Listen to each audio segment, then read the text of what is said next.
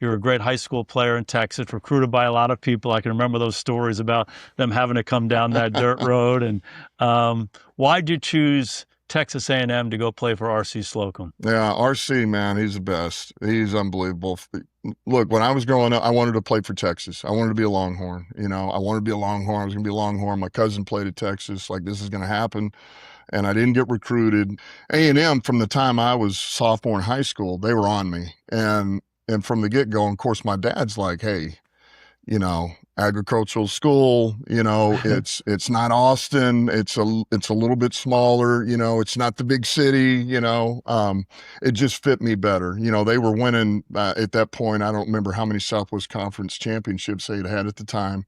Even I knew it was probably a better fit for me. I know my parents wanted me to go there, and real late Texas got on to me. The coach came to see me from the University of Texas. He drives out. You already mentioned dirt roads. I got to tell him, hey, look, you got to drive down this highway. It's a 2-lane highway. You're going to go about 10 miles. You're going to see this old boat like on your left out in the middle of nowhere. Okay, you got to take a right. Now you're on a dirt road. You're going to go down this dirt road for blah, blah, blah, blah. You're going to cross the creek, So anyway, he comes driving up. Our neighbors had these goats, these black Spanish goats that had gotten on our side, and they'd been out, I don't know, a day or two or whatever. So they were kind of on our property. No big deal. I mean, that happened. You get a hole in the fence. And so anyway, he gets out. He comes straight from Austin. He gets out, and his eyes are this big. And he says, I've never seen black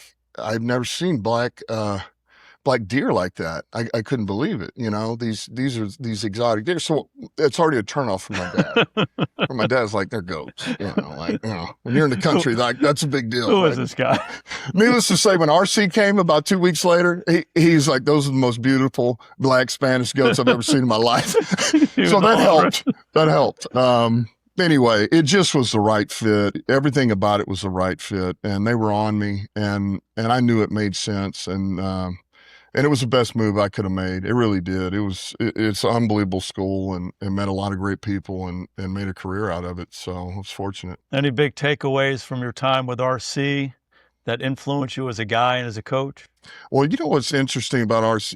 RC, everything RC was what I learned growing up, right? It was magnified because now you're in front of the team, but it's all the same lessons. Yeah. It really was, and just spoke in a different way as it pertained to the team and the way you go about your business, man, being a better person, all those things. And so I always appreciated RC, man. I respect the heck out of him. But as I've become a coach and as the years gone on, I have really now understood just how much he really meant to me, and everything that he was going through and what he really stood for. And so as the years have gone by, that's when I've been like, man, I had no clue what Coach did, and really the impact he did have, and all the things that he was dealing with, and really what his motives truly were, and that was, he wanted you to have a better life, no matter what that was, whether it was going to the NFL and maybe, or it was, man, I'm going into work. I'm going to work for IBM, or I'm going down to Houston, and it didn't matter. He wanted the best for you, and he wanted you to come out much better, than when you came in, prepared for life. Yeah. And, I always appreciated that about him, but man, especially now that I look back on, I'm like, man, RC, he had it right.